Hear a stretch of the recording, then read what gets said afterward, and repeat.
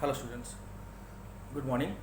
Today we are going to discuss about electric potential. This is the part of electrostatics, the second part of electrostatics. पहले part में हमने पढ़े electric charge, charge के लिए force, force के साथ field और फ्लक्स, ये चार क्वांटिटी पढ़े. थोड़ा सा अगर एलैबोरेट करें तो अगर एक चार्ज पार्टिकल कहीं पे प्लेस होगा तो उसके चारों तरफ इलेक्ट्रिक फील्ड होंगे. उस इलेक्ट्रिक फील्ड के अंदर अगर हम लोग एक सरफेस प्लेस करते हैं तो फ्लक्स लिंक होगा सरफेस पे. अरे इलेक्ट्रिक फील्ड के अंदर अगर एक चार्ज बॉडी को प्लेस करते हैं तो चार्ज बॉडी फोर्स एक्सपीरियंस करता है. तो चार्ज, फील्ड, उसके बाद फ्लक्स और force.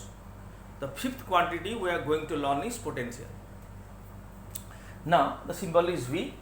Then if you define it qualitatively, it is called as the degree of electrification. It is the degree of electrification. So what is degree of electrification? Because just remember, अगर ये electric field है, मान लीजिए यहाँ एक electric field है, तो electric field है मतलब चार्ज बॉडी होंगे. चार्ज बॉडी मतलब यहाँ पॉजिटिव चार्ज प्लेट रखने से इस तरह का फील्ड हो सकता है, यहाँ नेगेटिव प्लेट रखने से इस तरह का फील्ड हो सकता है, दोनों के दोनों रखने से भी इस तरह की फील्ड हो सकता है. तो इसका मतलब ये हुआ कहीं पे अगर इलेक्ट्रिक फील्ड है तो इसका मतलब ये नहीं है कि ये दोनों के चार्ज पॉजिटिव और नेगेटिव चार्ज के फील्ड होंगे. हम ये बिल्कुल नहीं कह सकते कि फील्ड पॉजिटिव चार्ज के लिए है या नेगेटिव के लिए है या दोनों के लिए है.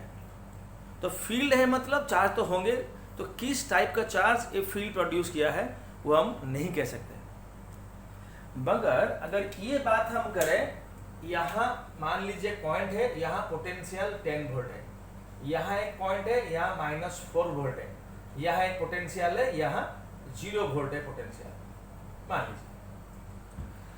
तो अगर ये पॉइंट पे पोटेंशियल 10 वोल्ट है तो इसका मतलब ये हुआ एक पॉइंट पे पॉजिटिव चार्ज का इन्फ्लुएंस ज़्यादा है. नेगेटिव भी हो सकते हैं चारों तरफ, मगर पॉजिटिव चार्ज का जो इन्फ्लुएंस है वो ज़्यादा है, इसलिए यहाँ +10 वोल्ट है. और उसी हिसाब से यहाँ नेगेटिव चार्ज का इन्फ्लुएंस इस पॉइंट पे ज़्यादा है और यहाँ दोनों का इन्फ्लुएंस सेम है, इसीलिए कैंसिल होकर 0 वोल्ट हो गया. तो इधर ये पॉइंट फील्ड बाहर है, फील्ड के बाहर होगा जहाँ इलेक्ट्रिक फील्ड 0 होगा, पोटेंशियल भी 0, या अगर फील्ड के अंदर होगा तो ये पॉइंट पे पॉजिटिव और नेगेटिव चार्ज का इन्फ्लुएंस दोनों सेम है. तो इसका मतलब ये हुआ from the knowledge of potential we can have an idea about the type of charge present around it. Now जैसे हम लोग फील्ड पढ़े थे, कहीं पे इलेक्ट्रिक फील्ड के अंदर अगर हम लोगों को चाहिए इलेक्ट्रिक फील्ड, हम क्या करते थे, हम लोग यहाँ उसी पॉइंट पे एक पॉजिटिव टेस्ट चार्ज रखते थे. पॉजिटिव टेस्ट चार्ज के ऊपर मान लीजिए फोर्स F है, तो हम लोग डिवाइड करके टेस्ट चार्ज का मैग्नीट्यूड हम लोग निकालते थे फील्ड. ये प्रोसेस हमने ग्रेविटेशनल फील्ड पे भी अप्लाई किए थे. तो G = F/m, ये E = F/q0, ये होता है electric field intensity at any point inside the field.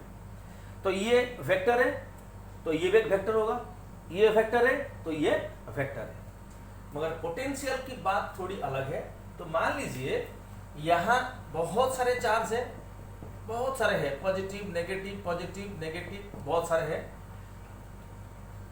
P point पे हमको इलेक्ट्रिक पोटेंशियल निकालना है, सीधा प्रोसेस.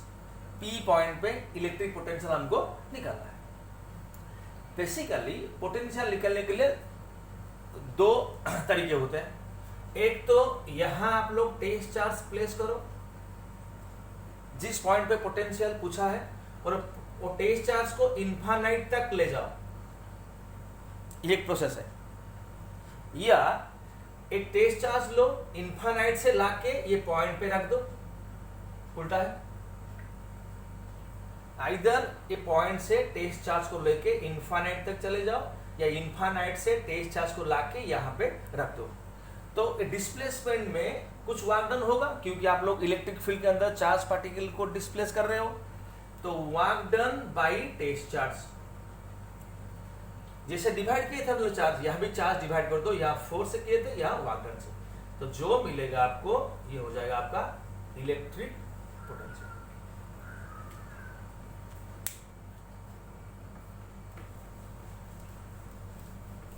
ठीक है, तो ये होता है आपका डेफिनेशन। थोड़ा बहुत समझा देते हैं पोटेंशियल के बारे में। एक तो ये स्केलर है, दूसरा ये माइक्रोस्कोपिक क्वांटिटी है।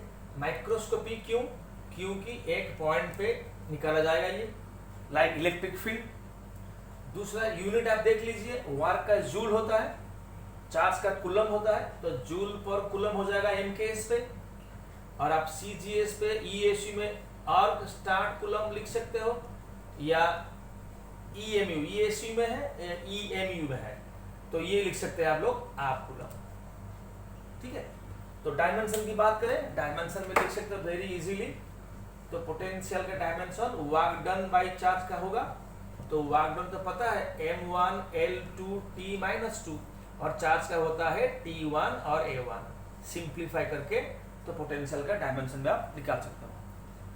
तो जैसे कि पता है आपको पोटेंशियल एक स्केलर है, तो ये याद रखना, ये पॉजिटिव हो सकता है और नेगेटिव भी हो सकता है। पॉजिटिव चार्ज के लिए पोटेंशियल पॉजिटिव होगा, नेगेटिव चार्ज के लिए पोटेंशियल नेगेटिव होगा।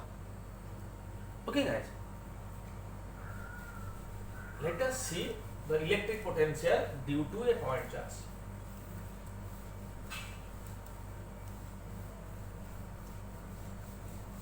Late us find out the electric potential due to a point charge. जैसे हम निकाल रहे थे इलेक्ट्रिक फील्ड, तो इसी हिसाब से पोटेंशियल के हम निकालेंगे सब कुछ। तो पहले चलो निकालते हैं पॉइंट चार्ज के लिए पोटेंशियल। तो बच्चों मान लीजिए, जैसे मैंने बताया था दो तरीके होते हैं, अभी समझा देता हूं मैं।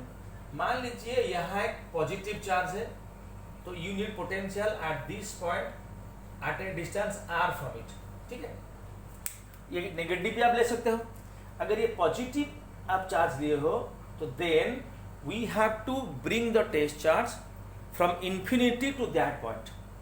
अगर ये नेगेटिव होता, you have to shift the test charge from the point to infinity. ऐसा क्यों? हमेशा आप ये सोचो, जब भी आप इलेक्ट्रिक फील्ड के अंदर चार्ज पार्टिकल को डिस्प्लेस करोगे तो आपका वर्क डन जो है वो अगेंस्ट द इलेक्ट्रिक फील्ड होगा।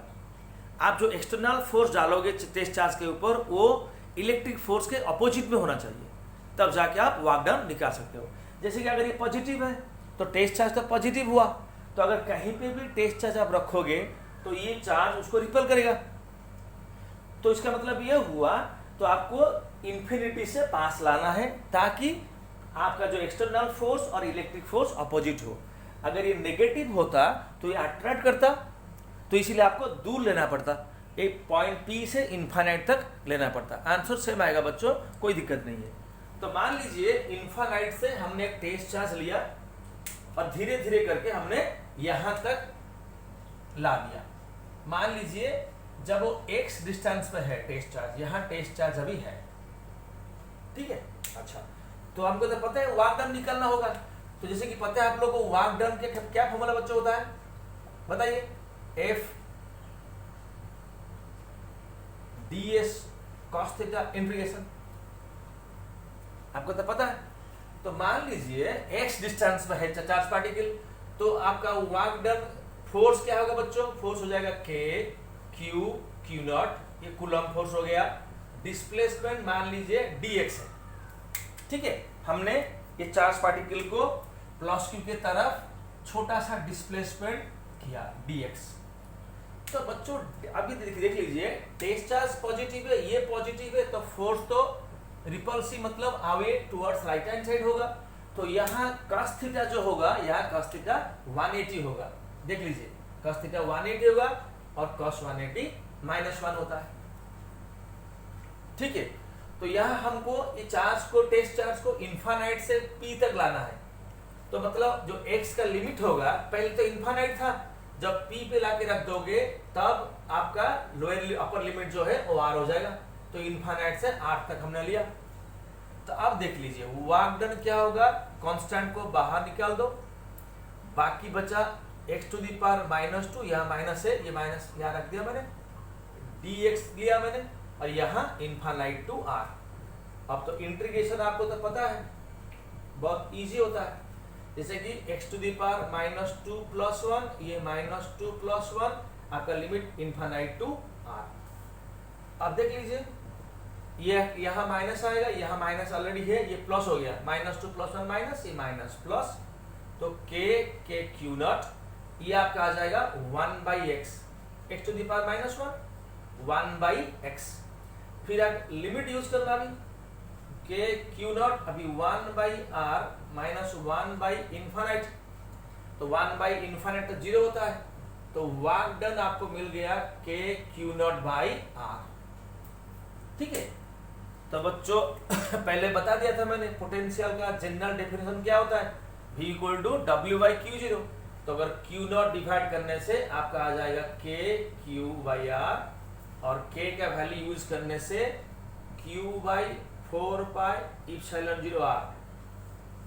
बस याद करो, इलेक्ट्रिक फील्ड पे यहाँ बस r² था, पोटेंशियल पे यहाँ r है, तो मतलब इलेक्ट्रिक फील्ड में r मल्टीप्लाई करने से पोटेंशियल मिल गया। अब याद रखो, ये पॉजिटिव चार्ज के लिए मैंने लिया, अगर ये नेगेटिव चार्ज के लिए हुआ लेता तो यहाँ माइनस आ जाता।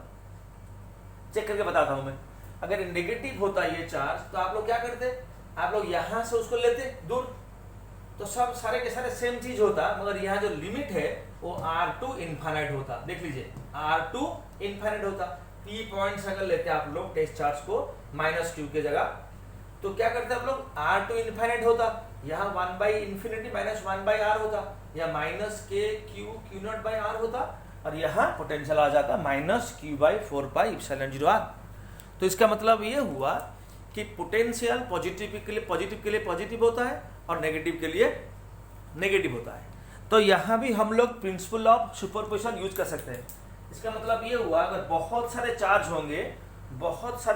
होंगे, किसी एक पॉइंट पे अगर पोटेंशियल निकालना आपको हो, तो आप डायरेक्टली v = v1, सब हर चार्ज के लिए आपको इंडिविजुअली पोटेंशियल निकालना होगा, फिर आपको अलजेब्रिकली आपको ऐड करना होगा, क्योंकि ये स्केलर है।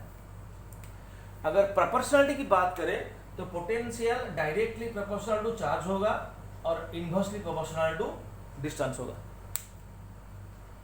ठीक है, तो याद रखना कि अगर ज़्यादा चार्ज हुए, किसी एक पॉइंट पे पोटेंशियल पूछा है, तो हर चार्ज के लिए उसी पॉइंट पे इंडिविजुअली पोटेंशियल निकालो, फिर सारे के सारे चार्ज पोटेंशियल को अलजेब्रिकली ऐड कर दो।